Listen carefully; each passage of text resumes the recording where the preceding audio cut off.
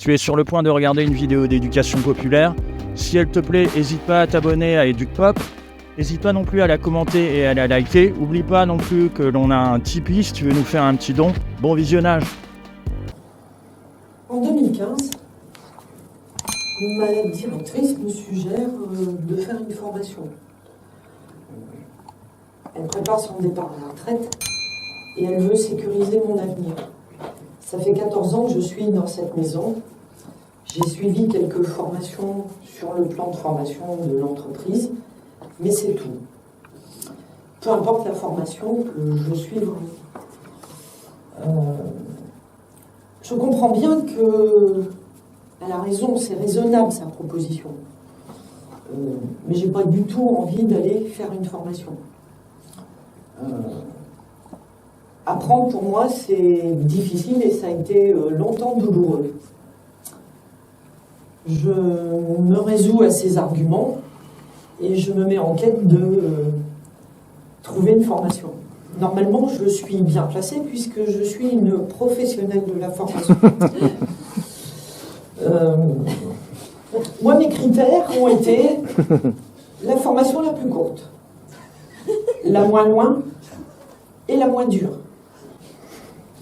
Et bien sûr, valider un papier qui reconnaisse mon expérience.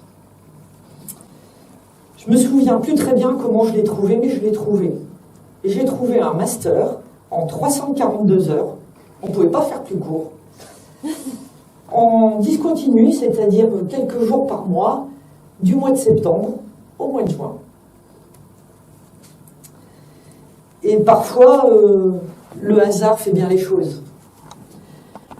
Il fait bien les choses parce que ce master que j'ai trouvé, qui s'appelait Master Fonction Accompagnement, était dispensé à l'université de Tours. Et il se trouve qu'à l'université de Tours, dans le département sciences de l'éducation, il y avait des professeurs qui étaient, je ne sais pas comment le dire, partisans de la construction du savoir. Alors certes, on était dans un cadre universitaire, avec une convention universitaire et un objectif à la fin de l'année de soutenir un mémoire. Mais une fois ce cadre fixé, à l'intérieur, j'ai envie de vous dire que c'était libre. Et c'était libre, en respectant quelques règles bien sûr, qui étaient de partir d'une question ou d'une problématique dans son métier. Bien sûr d'assister à des cours, des savoirs froids, et de savoir les mêler avec son expérience. Et d'aller à la fin de l'année raconter oralement son mémoire et de le soutenir. C'est la première fois de ma vie que j'ai eu une mention très bien.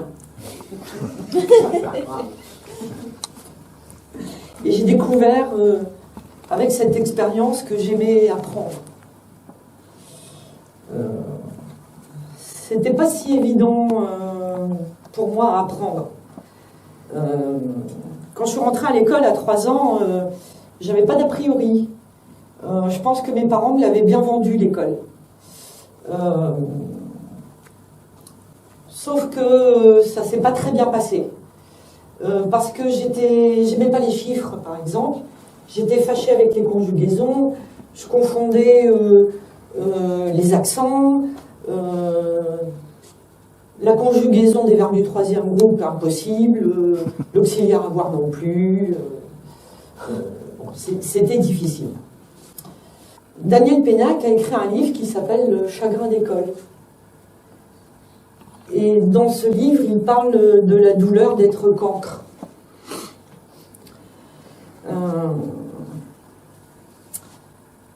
La cancrerie, c'est une douleur pour l'enfant, mais c'est une douleur aussi pour les parents. Moi, je me souviens très bien que c'était une douleur parce que je n'arrivais pas à expliquer pourquoi je ne comprenais pas. Et pourtant, j'avais des adultes qui essayaient de m'aider, mais ils ne comprenaient pas pourquoi je ne comprenais pas. Et puis souvent, la cancrerie, ça se conjugue avec les bêtises. Et de punition en redoublement, en internat, j'ai réussi un petit peu à continuer jusqu'à un bac. Et au-delà du bac, toujours péniblement, jusqu'à l'université, avec une maîtrise de droit. Non, l'école, ça ne fonctionnait pas parce que moi, ce qui m'intéressait, c'était le jeu. Donc d'un côté, on avait l'ennui à l'école, la douleur d'être cancre, et puis de l'autre, il y avait le jeu. Le jeu et les promenades. J'avais un père qui était chef d'entreprise, une entreprise du bâtiment. Il était très très occupé. Et un de ses plaisirs, c'était d'aller faire des promenades. Et des promenades en forêt, à peu près par tous les temps. Mais particulièrement en automne, puisqu'en automne, nous allions cueillir des champignons.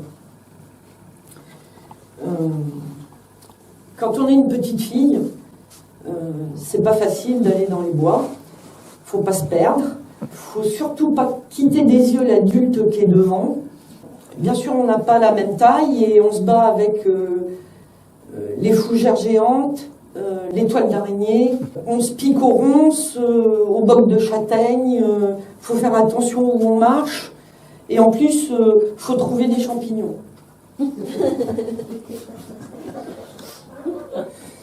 Et quand bien même on a trouvé des champignons, il faut aussi les reconnaître. Moi j'ai du mal quand même à les trouver, ces champignons. Et quand on est une petite fille, au bout d'un moment, on est impatiente. Et mon père, pour calmer mon impatience, tout en marchant, repère un champignon. Je ne le vois pas. Il nous fait faire des tours et des détours. Et il nous fait repasser devant le champignon qu'il a repéré. Et oralement, il me dit regarde bien au pied du châtaignier, à côté de la fleur blanche, il y a une feuille rouge. Et je trouve le champignon. Plusieurs fois, il a utilisé ce truc pour calmer mon impatience. Et un jour, je me suis rendu compte du truc. Je me suis rendu compte du truc, et sans m'en rendre compte, j'avais appris mentalement l'itinéraire. Et j'avais appris à me repérer. On les cherche dans ma région, et la région où j'habite, c'est le Limousin. Et le Limousin, c'est une région particulièrement favorable aux champignons, pour plein de raisons. Une première des raisons qui n'est pas évidente, mais vous allez comprendre pourquoi, c'est une région granitique. C'est une région où il pleut, et c'est une région où il y a des arbres. Beaucoup d'arbres. C'est pas des grandes forêts, c'est beaucoup de petites forêts et beaucoup de forêts de feuillus. Alors des chênes, des hêtres et des châtaigniers. C'est pas un hasard. C'est pas un hasard parce que le châtaignier est un arbre, ça y est, j'ai mangé le nom, acidophile. C'est-à-dire qui aime particulièrement les terres acides. Et le granit produit de la terre acide. Donc pour avoir un beau châtaignier, vaut mieux le planter en Limousin sur une terre acide. Sauf que de plus en plus, les feuillus en général et les châtaigniers en particulier, ils sont chassés par les résineux. Alors dans les résineux, il y a l'épicéa qui est notre arbre de Noël. Mais il y a aussi un autre résineux qui s'appelle le Douglas. Et le Douglas, c'est l'arbre en France qui est aujourd'hui le plus planté. Il est le plus planté parce que vraiment il a de belles qualités. Il a de belles qualités pour l'industrie. Il est imputrescible à cœur. Il est utilisé beaucoup dans la construction, mais la construction bois extérieur, les chalets, etc. Mais quand il est planté massivement dans un endroit, eh bien le Douglas il détruit tout. D'abord parce qu'il chasse totalement les autres espèces, et puis sa particularité c'est qu'il est acidulé. Par exemple, quand les aiguilles tombent au sol, elles acidifient encore plus le sol. Et les aiguilles, elles, mettront 5-8 ans à se décomposer. Il acidifie tellement le sol que, par exemple, on dit qu'il y a 25% de vers de terre en moins. Et puis, bien sûr, cette acidité, elle va aussi être entraînée par les eaux, et les eaux qui vont être polluées, les eaux des ruisseaux. J'aime pas beaucoup les Douglas. D'ailleurs, s'il fallait s'en convaincre, quand on se promène en forêt, quand on se promène dans une forêt de feuillus, on entend beaucoup de choses. On entend les oiseaux, et puis il y a plein de choses, hein. Il y a des herbes, il y a des plantes, il y a des arbustes, ça vit. Quand on se promène dans une forêt de Douglas, c'est très sombre, et au sol, il n'y a rien. Et on n'entend rien, à part le vent. Quand on va aux champignons, c'est pas parce qu'on va aux champignons qu'on va en trouver. On est d'accord. C'est pas parce qu'on cherche un travail qu'on en trouve non plus. Moi, j'ai trouvé du travail en cherchant des meubles pour ma grand-mère. Ma grand-mère devait déménager, puis elle avait besoin de quelques meubles.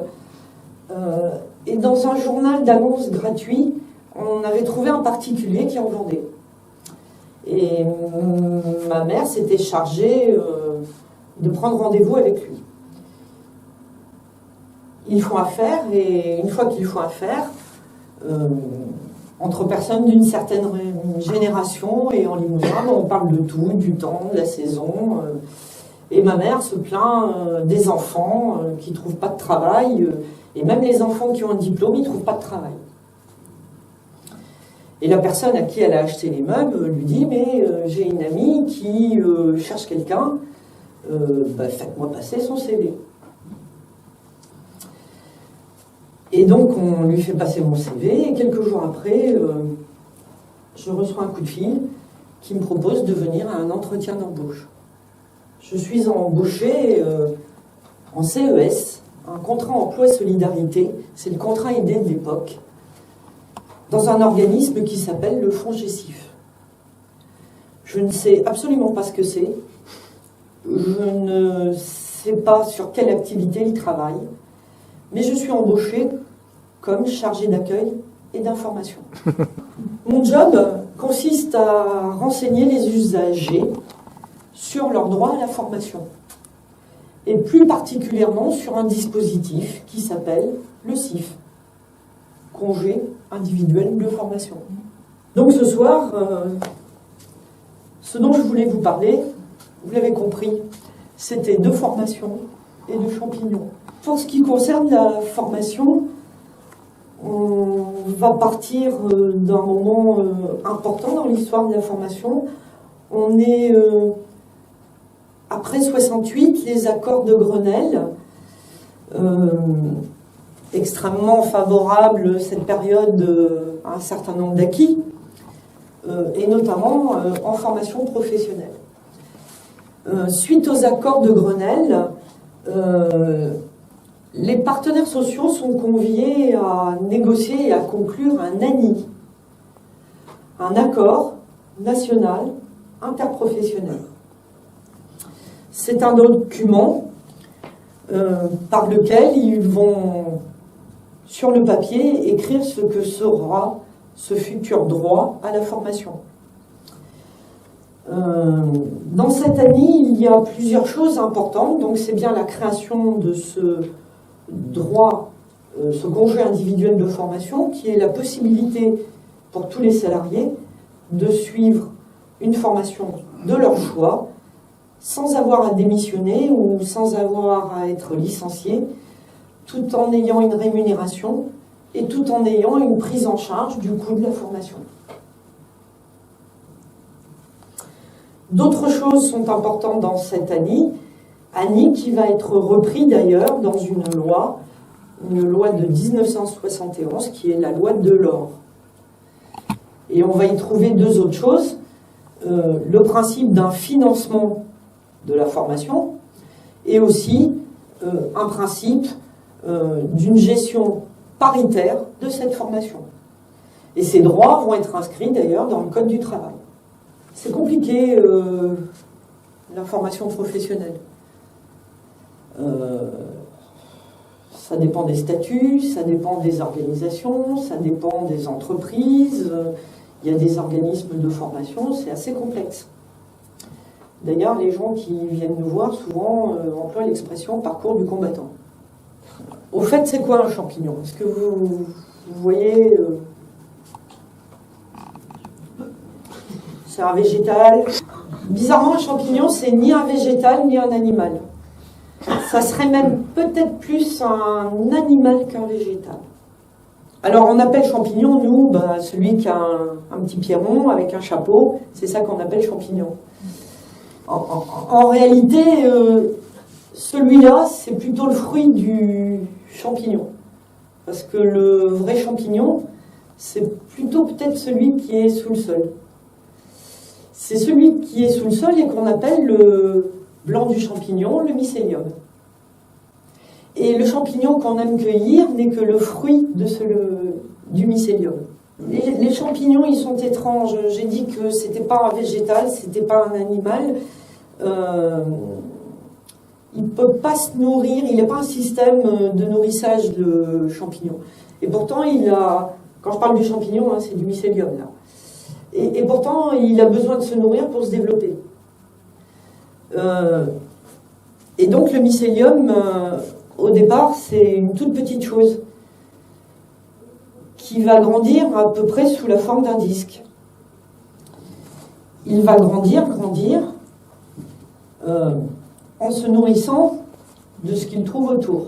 Donc, son système, entre guillemets, de digestion et de manger, d'absorption est extérieur. À un moment donné, ce petit disque, l'intérieur va disparaître. Et puis, il va rester un anneau. Et puis, les filaments, ils vont continuer à grandir et à chercher et à s'étendre. En moyenne, un mycélium, ça grandit à peu près de 40 cm par an. Ça peut être un peu plus, mais c'est une moyenne. Du mycélium, il y en a partout sous le sol, mais on ne le voit pas. On estime que sur 1 mètre carré de sol, il y en a à peu près 3 kilos. En fait, on marche sur un réseau quand on marche dans la forêt. Les champignons, ils ont développé 3 modes de vie. Donc on va trouver à peu près 3 sortes de champignons.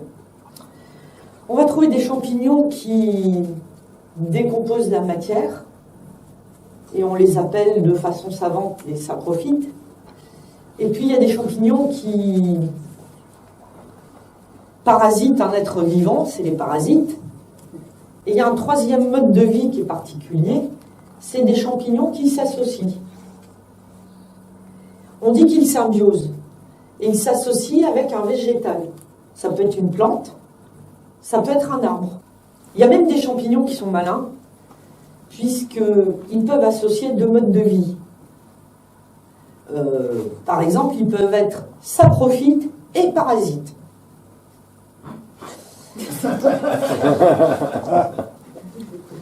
C'est un peu comme dans la formation professionnelle. On pourrait avoir le sentiment qu'il y a des saprophytes et des parasites. Je m'explique. Tout à l'heure, on parlait du congé individuel de formation qui a été créé par l'ANI, qui a été repris par la loi. Et pendant quelques années, ce congé individuel de formation, il a dormi, il ne s'est pas bien développé. Il n'était pas bien utilisé. En fait, il était géré à l'intérieur des entreprises.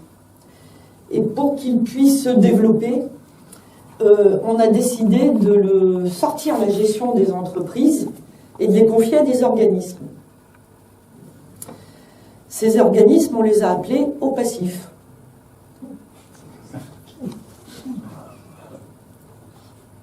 Organismes paritaires, agréés au titre du congé individuel de formation. Parmi les OPACIF, il y en a un, le FONGECIF.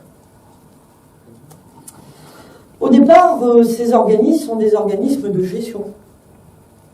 De gestion et d'administration.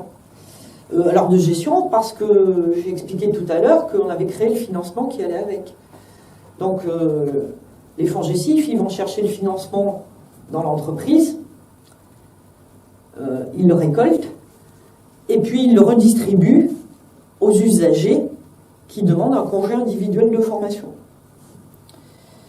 La gestion de l'organisme, elle est paritaire. Gestion paritaire, ça veut dire que l'organisme il est géré par les partenaires sociaux. C'est clair pour tout le monde, les partenaires sociaux? Ok. C'est particulier la gestion paritaire. En 1945, les garanties sociales, elles sont gérées par les salariés. Mais elles sont gérées par les salariés selon un poids par rapport aux employeurs sur un rapport 75-25. Et 75% pour les salariés en poids. Les OPACIF, là, FONGECIF, c'est géré à égalité, 50-50.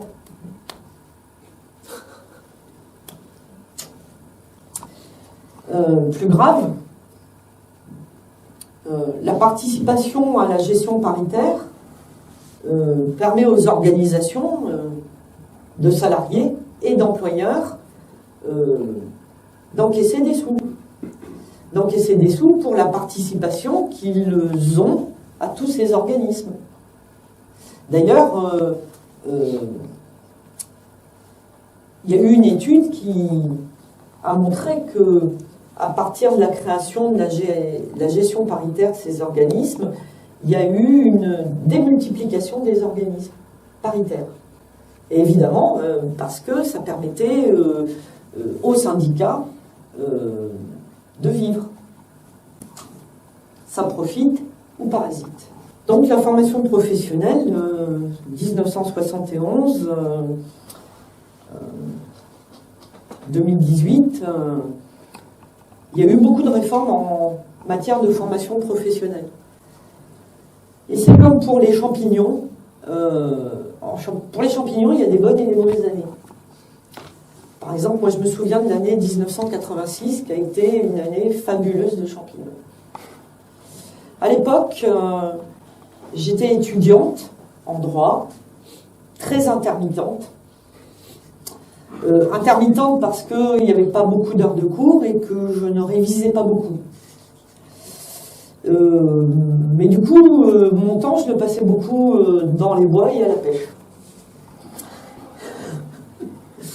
Et cette année-là, je pêchais dans un joli petit ruisseau. Et tout en pêchant, je regarde un petit peu à droite et à gauche et qu'est-ce que je découvre?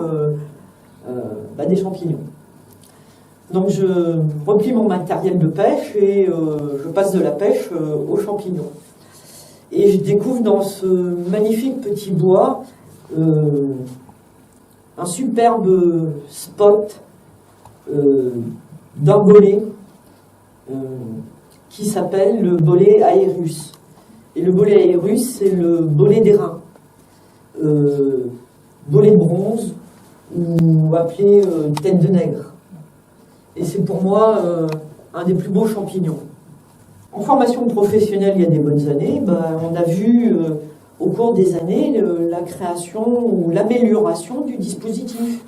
Par exemple, le congé individuel de formation, à l'origine consacré ou destiné uniquement à des salariés en CDI, en contrat à durée indéterminée, il a été élargi à des salariés en CDD, en contrat à durée déterminée.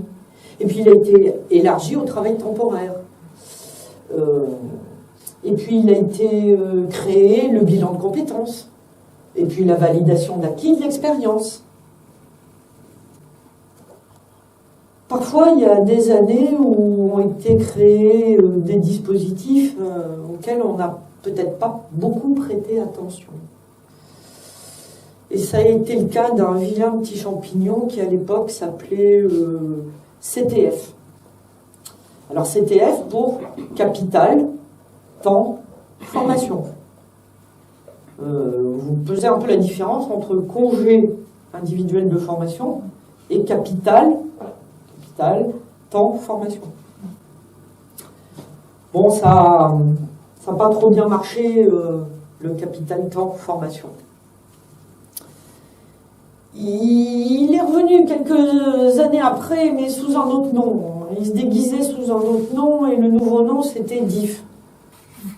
Droit individuel à la formation. Peut-être que celui-ci, au départ, il avait de bonnes intentions, ou il avait des intentions généreuses, qui étaient peut-être de dire la formation, elle profite un peu trop aux mêmes. Tout le monde n'en a pas assez et tout le monde n'en profite pas. Donc on va donner peut-être dans l'esprit moins de droits, mais tout le monde en aura un petit peu.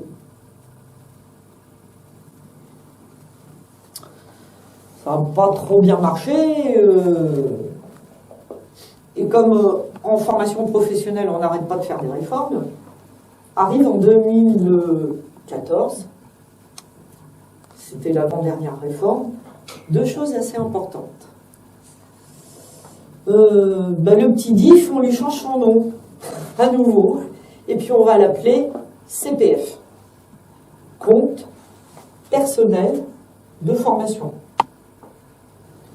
Les mots ont leur importance. Les mots ont leur importance parce que c'est un compte dans lequel on va me créditer des heures.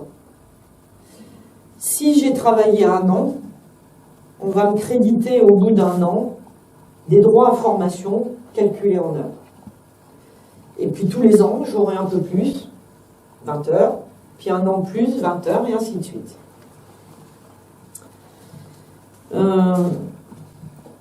Le congé individuel de formation, ça ne fonctionne pas du tout comme ça.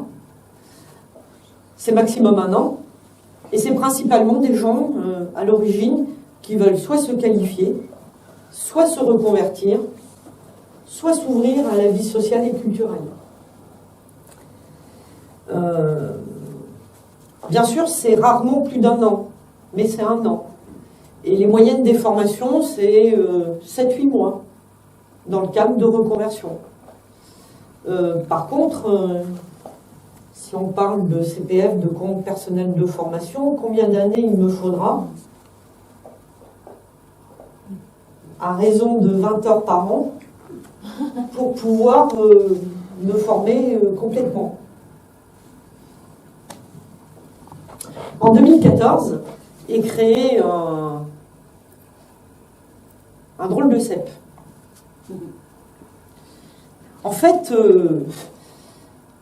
c'est un CEP, un conseil en évolution professionnelle.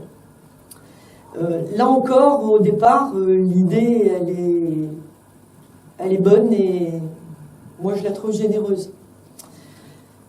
La formation professionnelle, c'est difficile, l'insertion, c'est difficile, l'emploi, c'est difficile. Et tout le monde s'accorde à dire que ça représente une complexité qui est difficile à gérer quand on a besoin de trouver une formation ou de trouver un emploi.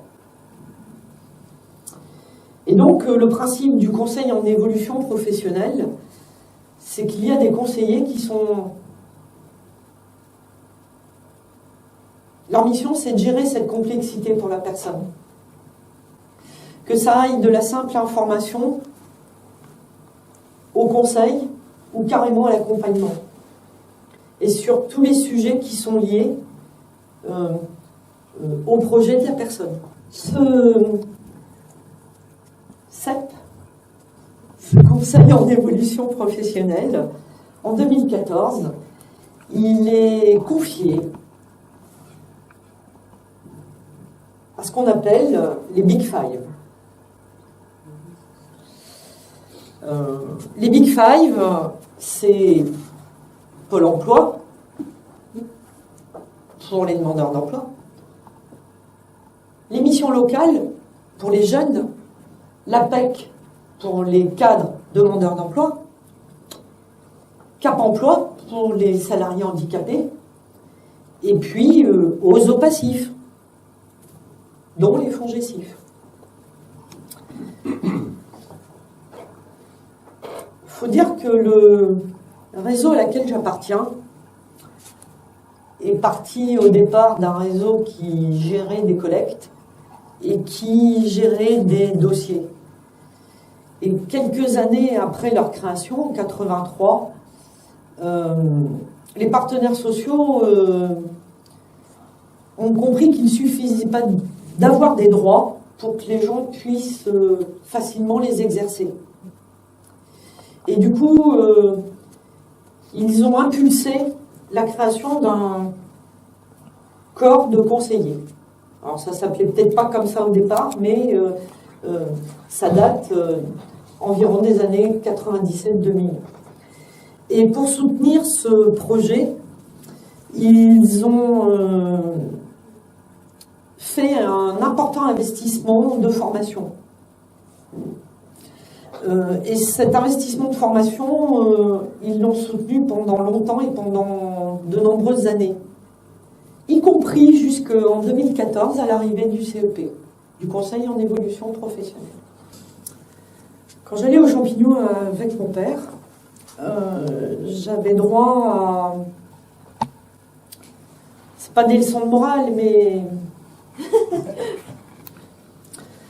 Moi j'aimais bien, alors la première des choses qu'on fait quand on arrive dans la forêt, on se trouve un bâton, parce qu'un cueilleur sans bâton, voilà.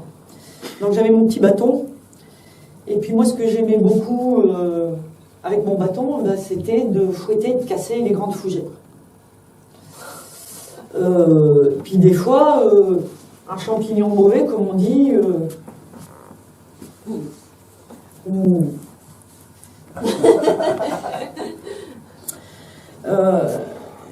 et mon père, il m'expliquait que bah non, les fougères, il faut pas les casser. Et puis les champignons mauvais, faut pas jouer au football avec. Et puis quand on ramasse un champignon, on le cueille délicatement. Et puis surtout, on repositionne bien les feuilles pour protéger le mycélium. D'ailleurs, il me disait, tu dois traverser la forêt sans laisser de traces. Sans laisser de traces, moi je veux bien parce qu'il y en a, ils en laissent. Hein. On trouve beaucoup de champignons écrasés quand on se promène en forêt. Et puis parfois on a l'impression qu'il y a tout un groupe de sangliers qui est passé. Parce qu'ils vont aux champignons avec des râteaux. Mais aller aux champignons avec des râteaux, c'est aussi abîmer le mycélium. Donc mon père, il essayait de m'expliquer qu'il y avait une éthique du chercheur de champignons.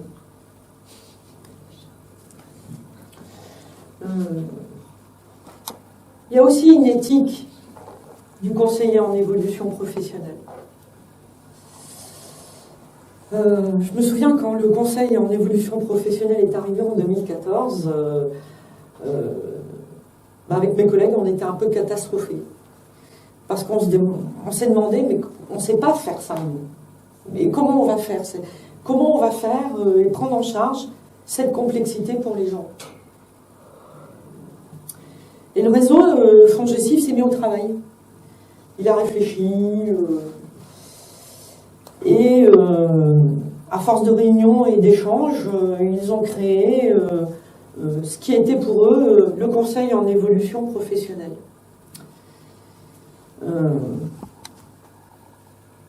Une des philosophies de ce travail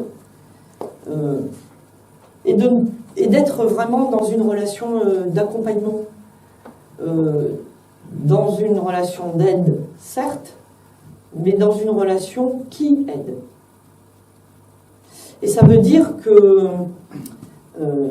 si tu prétends accompagner quelqu'un et l'aider, eh bien, il te faut très exactement te placer d'où il part et là où il en est. Et l'aider à aller là où il veut aller.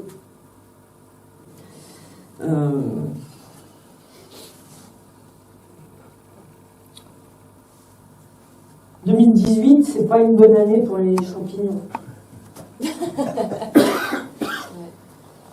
mais c'est vraiment pas une bonne année non plus pour la formation professionnelle.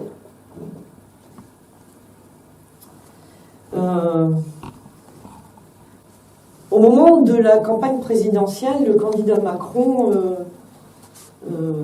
l'avait annoncé. Il avait deux sujets principaux. Le premier, c'était il s'exprime pas comme ça, lui, mais il faut éliminer les corps intermédiaires.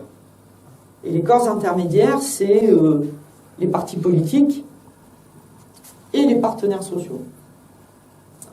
Puis il avait une deuxième idée, c'était qu'il allait faire de grandes choses sur la formation professionnelle. Parce que comme vous le savez, la formation professionnelle, eh bien, c'est la solution au chômage. C'est une solution magique, bien sûr.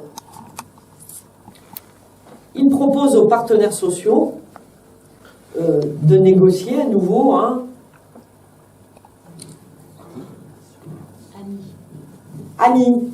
un accord national interprofessionnel.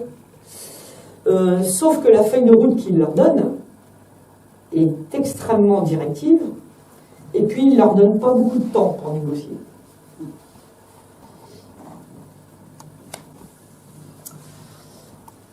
On trouvera... Enfin, les partenaires sociaux finissent par convenir d'un accord, et dès le lendemain dans la presse, on parle d'un Big Bang. On parle d'un coup de tonnerre dans le monde de la formation professionnelle. Et on parle d'un coup de tonnerre pour plusieurs raisons. La première, c'est que la gestion, elle ne sera plus paritaire. L'État reprend la main.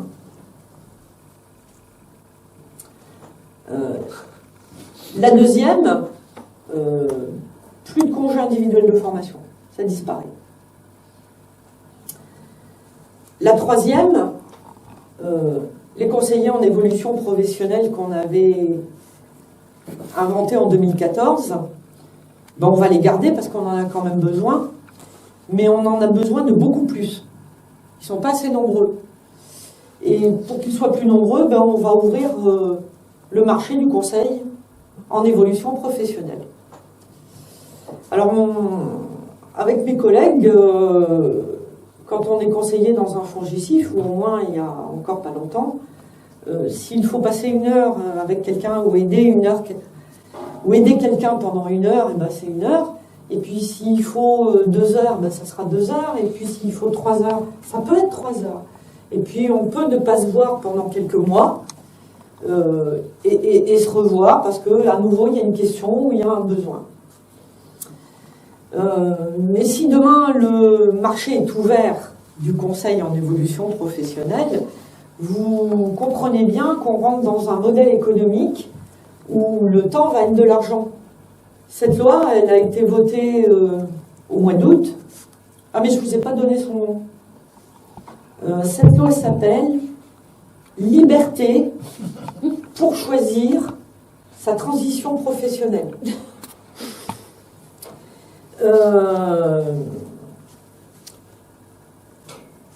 Elle a essayé d'être vendue et marketée par le gouvernement comme étant un pendant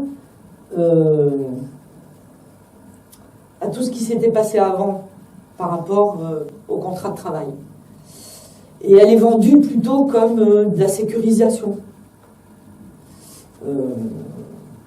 Alors la sécurisation, on va ressortir, vous vous souvenez du petit champignon là qui sentait pas bon, qui s'appelait Capital Temps Formation, CPF, puis qui avait un peu évolué, puis qui s'est appelé DIF, et puis qui avait encore un peu évolué, qui avait changé de nom, qui s'appelait CPF.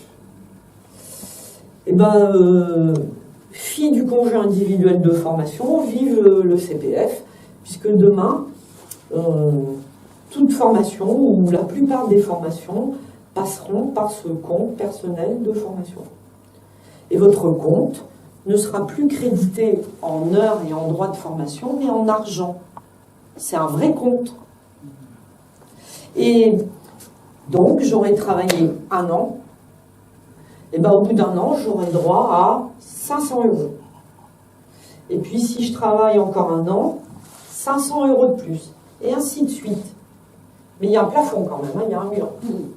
Ça ne sera pas plus de 5 000 euros. Alors, il y en a qui obtiendront un petit peu plus.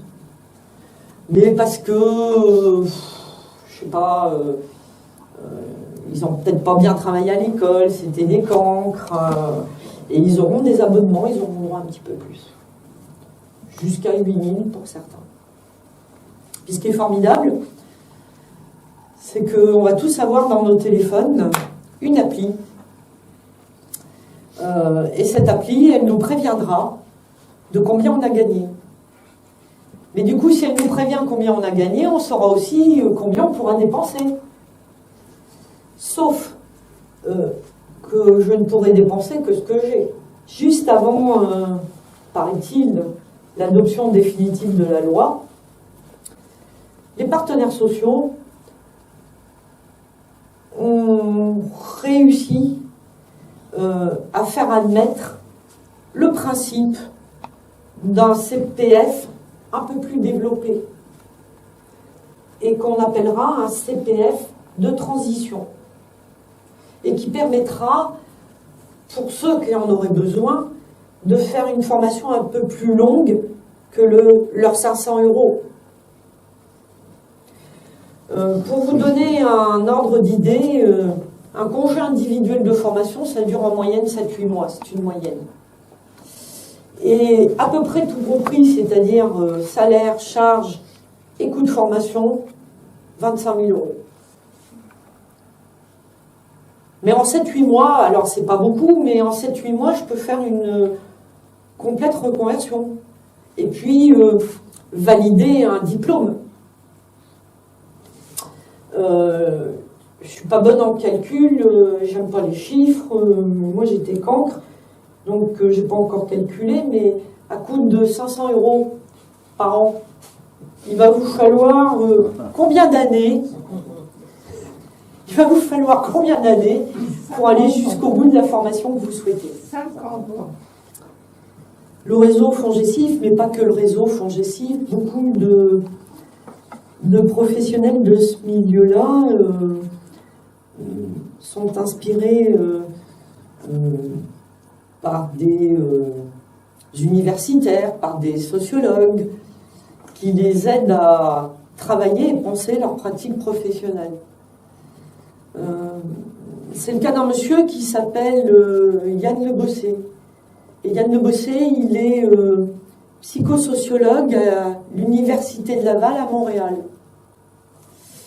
Et il explique quelque chose d'intéressant, Yann Le Bossé.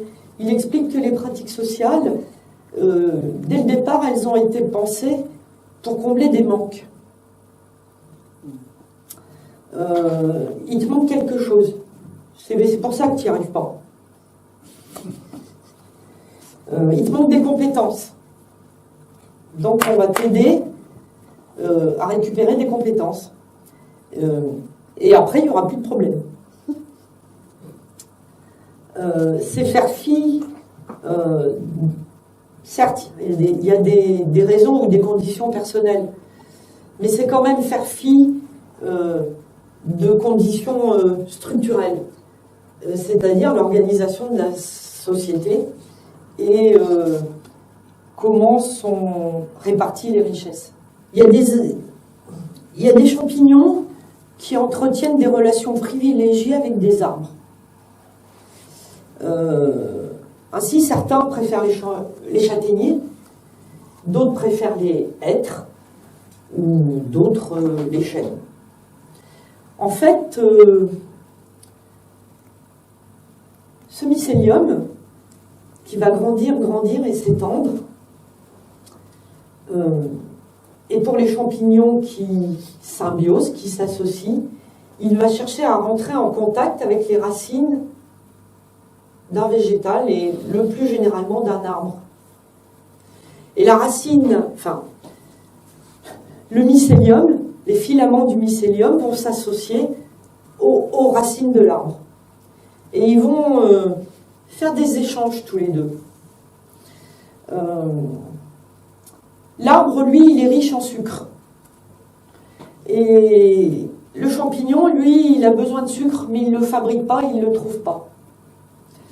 Par contre, le mycélium, lui, sait bien trouver certains éléments organiques que ne trouve pas et que ne fabrique pas l'arbre.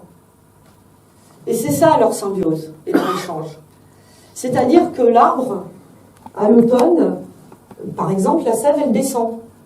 Et dans la sève, il y a du sucre. Et il va faire descendre le sucre dans ses racines. Il y a quand même beaucoup de champignons qui... Enfin, les champignons, ceux qu'on voit, qui poussent à l'automne. C'est pas un hasard. Et on appelle cette relation la mycorhisation. Quand je regarde un peu en arrière, moi j'ai l'impression qu'il y a pas mal de gens avec qui j'ai mycorhisé. Ou qui m'ont aidé. Je peux vous l'avouer, dans ma tête, moi je les appelle des sautadours. C'est mes petits sautadours à moi.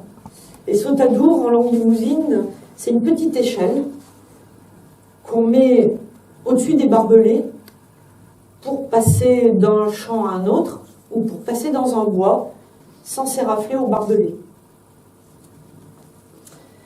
Je pense par exemple à une vieille institutrice qui avait pris des feutres de couleur et qui m'avait expliqué comment fonctionne une phrase. Et elle avait pris un feutre de couleur pour me montrer ce qu'était le nom. Elle avait pris une autre couleur pour montrer ce qu'était un verbe. Et encore une autre couleur pour montrer le complément et l'adjectif. Et c'est comme ça que j'avais réussi à comprendre comment pouvait fonctionner une phrase. J'en ai parlé tout à l'heure, hein, mes sautadours, c'est aussi mon ancienne directrice. Parce que elle ne m'a pas seulement encouragée à aller suivre une formation où je n'avais pas envie d'aller. Elle a fait bien plus. C'est qu'une fois que je suis revenue avec mon beau diplôme, pendant 6 mois, elle m'a accompagnée en tutorat. C'est-à-dire, elle m'a transmis les trucs et astuces de son métier. Et elle n'était pas obligée de le faire et elle l'a fait bénévolement. Moi, quand j'étais enfant et que j'étais cancre, j'étais persuadée que j'avais atteint des limites. Et j'étais persuadée qu'il y en a, ils pouvaient atteindre cette limite, puis il y en a d'autres qui pouvaient atteindre cette limite-là.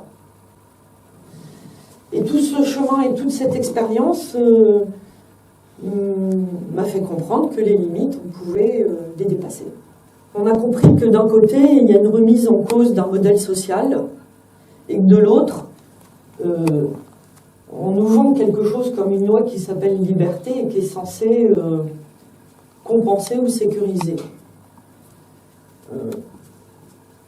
Liberté, vraiment, je ne crois pas du tout.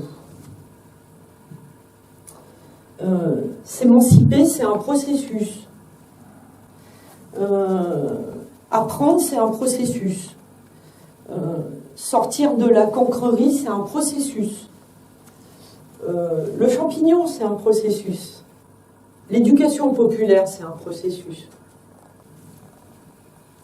Apprendre à avoir une analyse critique,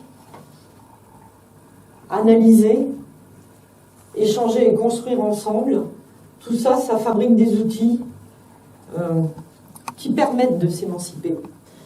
Alors demain, c'est quoi?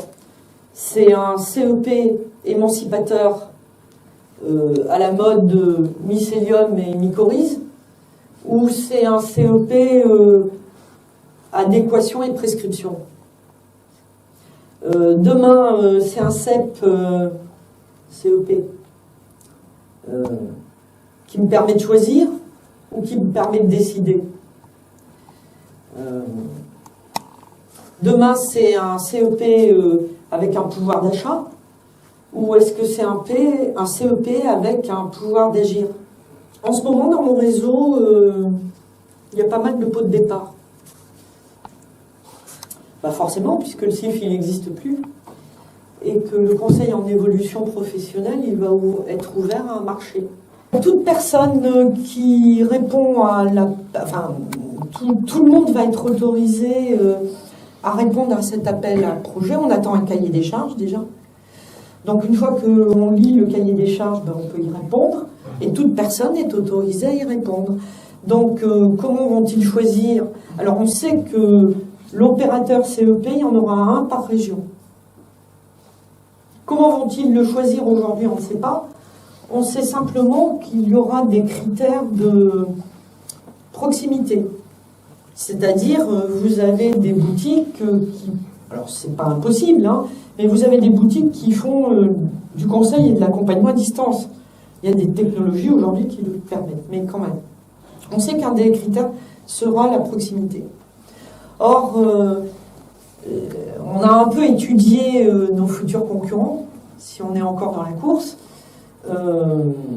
et beaucoup de ces concurrents-là sont des grosses boîtes et des gros cabinets qui ont des sièges dans les grandes villes et qui à l'instant présent, sont pas forcément, en territoire, ni en zone rurale d'ailleurs. Pour info, dans la presse, et c'est public, hein, pour info, il y a déjà des entreprises, des réseaux qui annoncent qu'ils seront candidats. Et on assiste à des boîtes qui fusionnent entre elles pour être les plus grosses possibles, et puis surtout pour pouvoir, gérer toute la chaîne. Alors je vous donne un exemple. Dans le sud-ouest, il existe un organisme de formation dont je tairai le nom, mais qui est assez connu et qui forme notamment à conduire des gros camions. Tout récemment, cet organisme s'est marié avec l'autre organisme de formation qui fait la même chose dans le sud-ouest. Et non content de ça, les deux sont rentrés dans une holding, je crois que c'est comme ça qu'on les appelle, dans lequel il y a d'autres entreprises. Et dans les autres entreprises, il y en a une qui est une entreprise de travail temporaire. Mais du coup, si tous là, ils emportent le marché du CEP. Donc on comprend bien la chaîne. Moi, je vais voir un conseiller CEP. Et puis ce conseiller CEP, il va peut-être me conseiller de faire un métier dans la conduite des gros camions. Et puis, bien sûr, il va pouvoir m'indiquer un organisme de formation.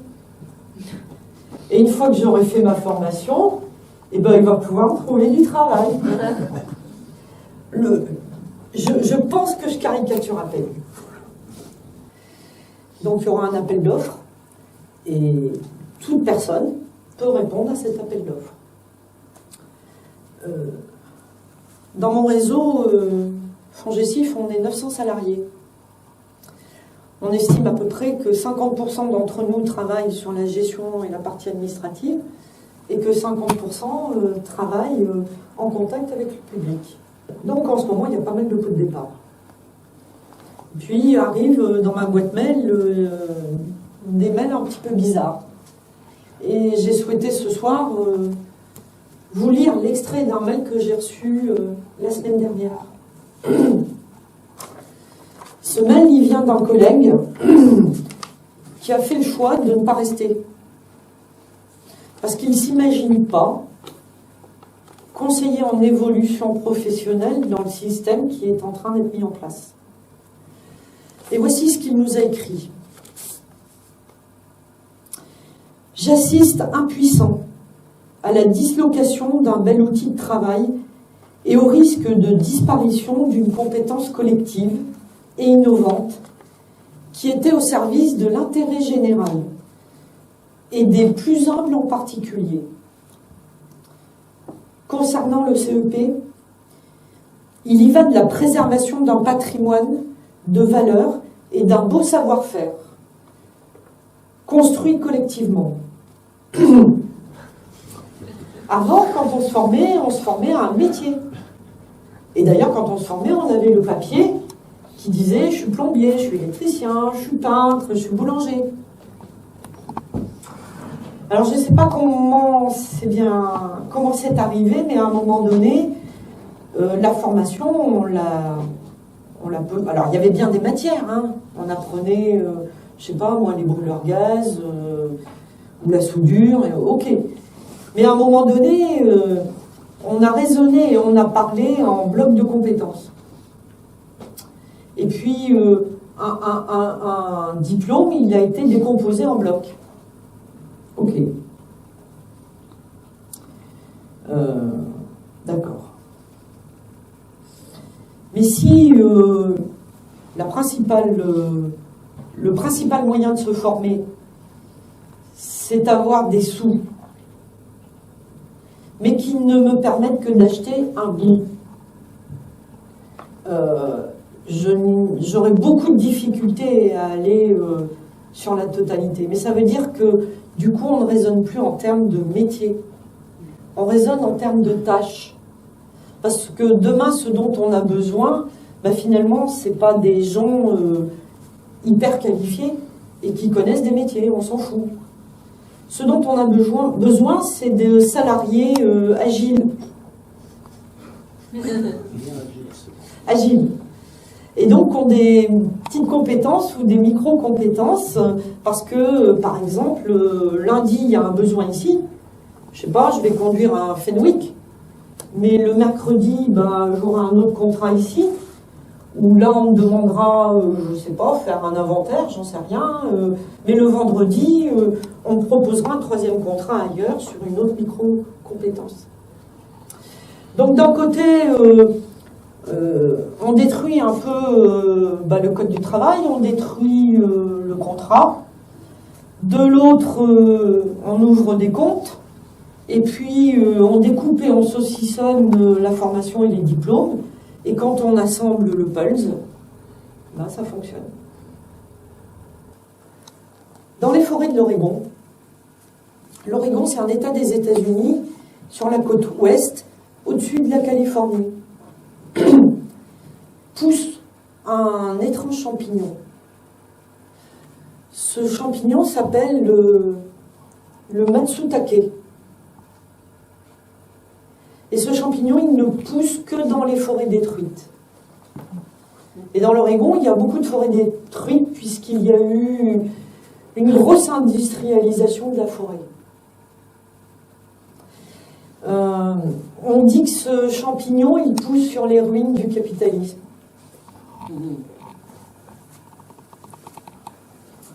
Je ne voudrais pas qu'on se quitte. Ouais, parce que quand on est cueilleur de champignons, c'est plutôt secret, les champignons et les coins. Les cueilleurs sont plutôt taiseux sur la question. Mais quand même, je ne voudrais pas qu'on se quitte sans que je vous donne un de mes coins champignons. Est-ce que quelqu'un peut venir m'aider ?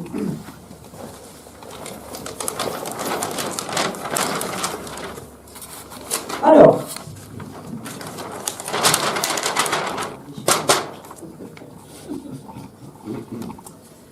vous avez ici la région Nouvelle-Aquitaine. Ici, vous avez un département qui s'appelle la Haute-Vienne. Juste en dessous, vous avez la Dordogne. À la limite de la Haute-Vienne et de la Dordogne, ici, il y a une petite rivière, mais vraiment toute petite, qui s'appelle la Dronne. Et là, ici, j'ai un spot à champignons de Boletus aerus. Merci.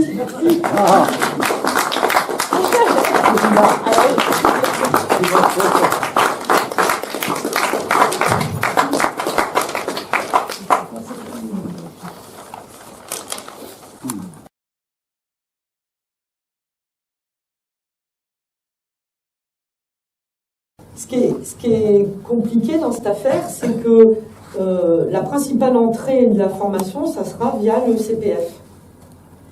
Mais dans le CPF, tu n'as pas le droit de choisir n'importe quelle formation. Tu n'as le droit de choisir que ce qu'on appelle des formations éligibles. C'est-à-dire que des gens ont décidé qu'elles étaient éligibles. Un des critères d'éligibilité, c'est une inscription au RNCP, le répertoire national des certifications professionnelles. Ça veut dire qu'il y a tout un tas de formations, les gens ils pourront toujours les faire, mais avec leurs économies. Voilà, il y a quand même certaines formations qui ne seront pas inscrites au RNCP qu'on pourra faire, mais celles-ci, elles seront destinées au marché libre. Et oui, parce que demain, si on analyse la réforme là, qui vient d'être adoptée, on considère que les grandes entreprises, elles seront sur le marché libre et elles n'ont plus de contraintes, plus d'obligations. Donc, elles auront droit, c'est elles qui payent, donc elles choisissent ce qu'elles veulent. Et elles auront droit de choisir la formation qu'elles veulent, y compris celles qui ne sont pas inscrites au RNCP, qui est un minimum. Alors, une inscription d'une formation au RNCP, il y a du pour et du contre. C'est pas pour rien que ça a été posé comme ça, parce que pour les syndicats salariés, c'était justement pour éviter des formations qui ne sont reconnues par rien. Il fallait arriver à donner un papier aux salariés, qu'ils puissent dire, tu vois, j'ai un papier, là il y a marqué, je suis plombier. Mais ça veut dire que si je suis marqué plombier, j'ai un métier, j'ai une qualification. Demain, j'ai un bout de compétences.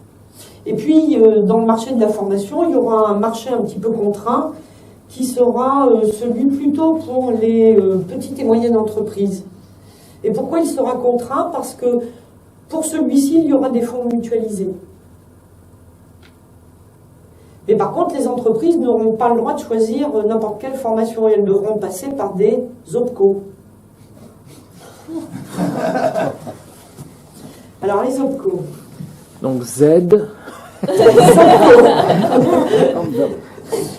Les OPCO, c'était... Alors, il y avait les fonds GESIF qui étaient des OPACIF, vous vous souvenez?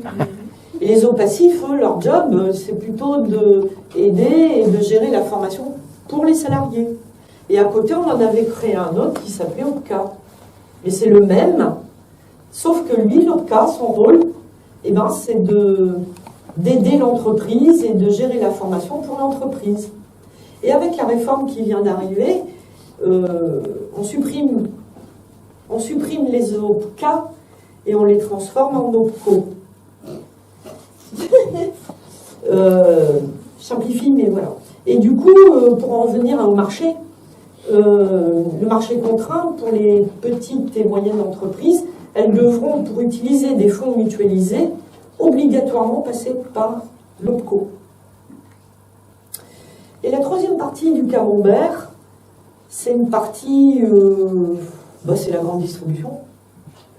C'est-à-dire, pour répondre à la question, là j'utilise avec mon appli mon CPF.